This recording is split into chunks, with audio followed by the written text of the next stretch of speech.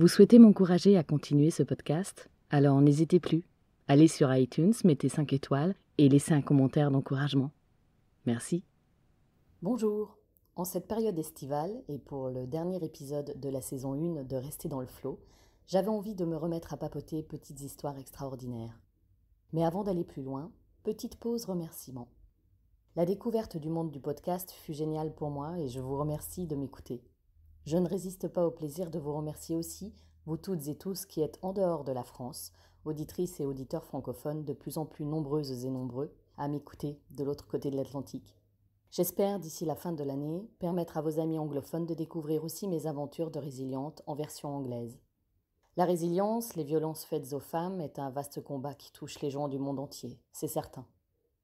Pour souffler un peu en cette fin de saison, plutôt que de m'enfermer pour vous parler d'histoires dures, parfois violentes, même si à chaque fois une note de douceur, voire de joie fait partie de mon propos ou de mes échanges avec mes invités pour vous montrer combien il est possible de se dépasser, cet épisode estival est exceptionnellement enregistré depuis l'île de Corfou, où je profite moi-même d'un repos bien mérité.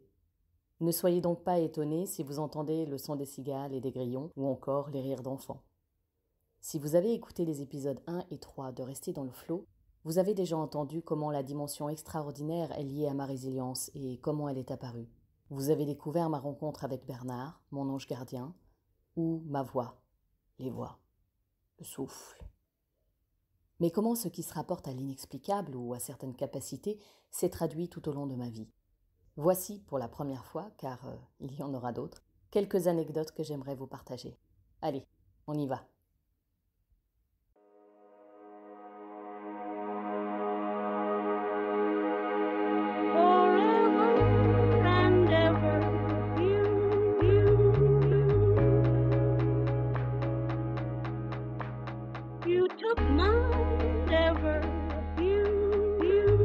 Bonjour et bienvenue dans Rester dans le flot, podcast où je me raconte et partage avec vous mon parcours de vie et de résiliente. Je m'appelle Florence, j'ai 43 ans. Et comme on le dit dans le jargon actuel, je suis une mytho.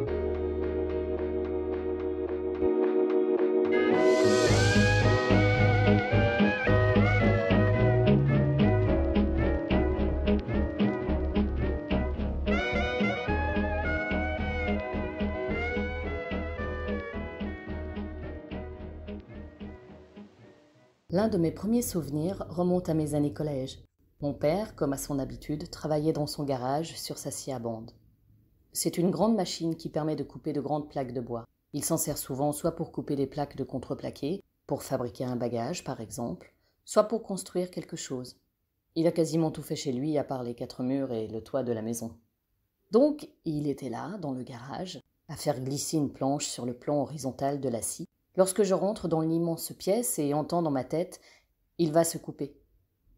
D'abord interloqué par l'information, jamais mon père ne s'était coupé un membre en utilisant un quelconque outil, et ne voulant pas en savoir plus, que ce soit de la part de Bernard ou je ne sais quoi qui m'informe, je décide de continuer mon chemin pour me rendre à l'étage. En général, le réflexe de défense, lorsque j'entends une info de ce genre, c'est de mettre cela sur le compte d'une crainte, d'une peur, que sais-je. Même si, en l'occurrence, à l'époque, je n'avais aucune raison d'avoir peur pour mon père. Mais en réalité, je sais très bien que cela ne vient pas de moi. Du coup, passé la première seconde d'émotion, je me ravise, trop prise par cette voix qui venait de m'informer et fais demi-tour. Différencier ma voix de tête, du moins, c'est comme cela que je l'appelle, vous savez, comme tout à chacun, cette façon que nous avons de nous parler à nous-mêmes, et cette autre voix, celle de Bernard, qui en soi n'est pas différente et qui pourtant ne vient pas de moi, n'est pas aisée. Je l'ai un temps appelée le souffle, ne sachant pas trop comment la nommer, d'autant qu'à certains moments les infos sont non énoncées et pourtant communiquées. Dans ce cas de figure, je dis que je sais. Juste ces 2 mots, je sais, du verbe savoir. Bref, je suis donc dans le garage et me dirige finalement vers mon père et soudain, le choc. Un doigt sectionné aux 2/3, le majeur de la main gauche, et du sang qui gicle jusqu'à la porte à côté de moi. La moitié du doigt pendant, il me passe devant en se tenant la main et automatiquement je le suis à l'étage, jusque dans la salle de bain. Je ne me souviens pas de la suite, mais après quelques questions à mon paternel, j'apprends que ma mère l'accompagnait aux urgences où, grâce au chirurgien, il put récupérer son doigt. Certes avec 3 mm d'os en moins, c'est-à-dire ceux de l'épaisseur de la scie. Mais par chance, son nerf n'avait pas été sectionné et il a toujours bien 5 doigts à la main. Merci, monsieur le chirurgien. J'ai complètement occulté le reste, totalement choqué par l'information que j'avais reçue et dont, selon moi, je n'avais rien pu faire. Comment faire quoi que ce soit en quelques secondes à peine? Mon premier réflexe, suite à cela, fut d'être en colère contre moi-même, contre l'univers. Pourquoi me fournir une info dont je ne peux rien faire? Après tout, je n'avais rien demandé.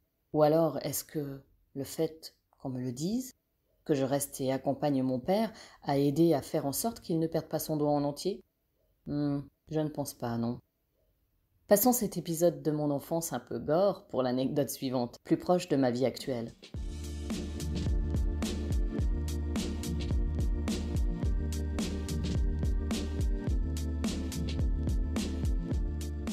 Je suis adulte, j'ai la trentaine bien sonnée.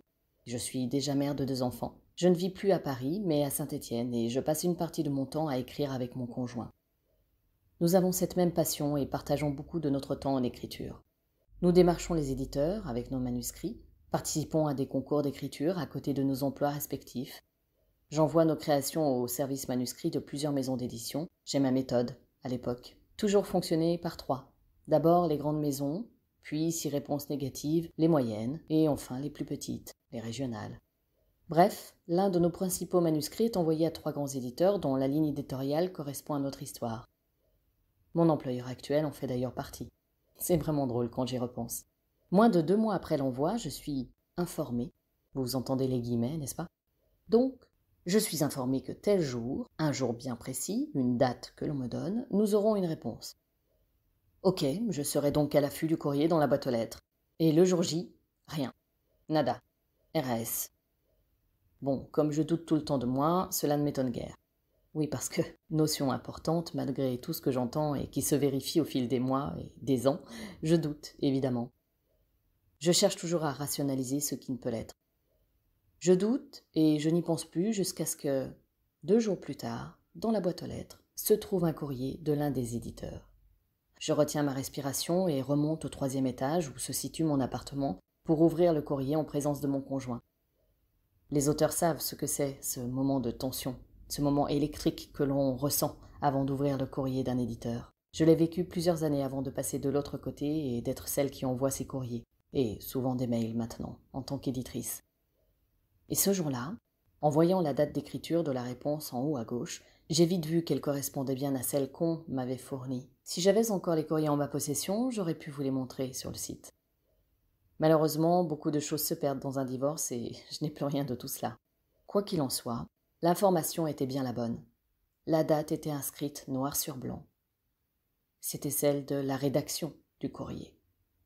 Mais au final, qu'importe, me dis-je, puisque la réponse de l'éditeur est négative. Encore une fois, on m'avait donné une information partielle. Qu'est-ce que ça peut bien me faire de savoir quel jour a été rédigé le courrier si en même temps on ne me dit pas qu'il est négatif? Et quand bien même, si c'était le cas, à quoi bon le savoir quelques jours avant? Quelle en est l'utilité? Voilà quelle était ma réflexion de l'époque. Comme je vous le disais, il y avait plusieurs éditeurs. Il en fut de même pour le second. Une date, arrivée du courrier, réponse négative. J'en étais là à raconter ceci à ma mère, venue déjeuner chez nous, un jour comme un autre, lorsque le téléphone sonna. J'étais en train de lui dire que justement, ce serait différent pour le suivant. Je ne savais pas encore pourquoi ni comment, mais il se passerait quelque chose de différent avec celui-ci. Je parlais alors de celui qui allait devenir mon employeur des années plus tard. Albin Michel. Ma mère s'en souvient encore. Nous étions en 2005 ou 2006, je ne sais plus. Ma mère m'écoutant lui parler de ses fichus courriers et d'Albin Michel, avec qui, je le sentais, ce serait différent, que quelque chose de différent allait se passer. Vous savez, le fameux « je sais », lorsque le téléphone sonna. À l'autre bout du fil, une femme. Elle s'assura de mon identité, puis demanda à parler à mon mari. Elle nous avait mis en lecture et voulait en savoir plus. Elle, c'était la responsable du service manuscrit. Elle, ce serait l'une de mes collègues un jour, 8 ans plus tard. Il se passera bien quelque chose de différent en effet, mais ce n'était pas encore le moment. Nous n'avons finalement pas été retenus et une réponse négative arriva à son tour quelques semaines plus tard. Nous n'avons jamais sorti d'ouvrage chez Albin Michel, mais le livre, lui, est bien paru. Des anecdotes comme celle-ci, j'en ai plein. Coïncidence, synchronicité, précognition. Je suis sûre que vous en avez plein aussi. Vous en voulez une dernière pour la route? Allez, Juste une.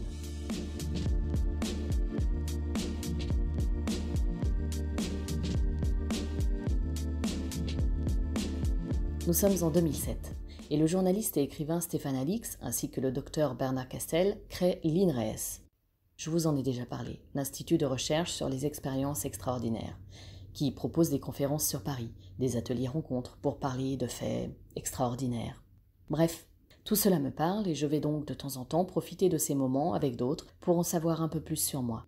J'ai besoin de comprendre ce que je suis. J'ai besoin de ne pas me sentir anormal, d'avoir une lecture, une approche plus scientifique de ce que je vis. Ce jour-là, je participe à un atelier avec l'auteur Bernard Werber.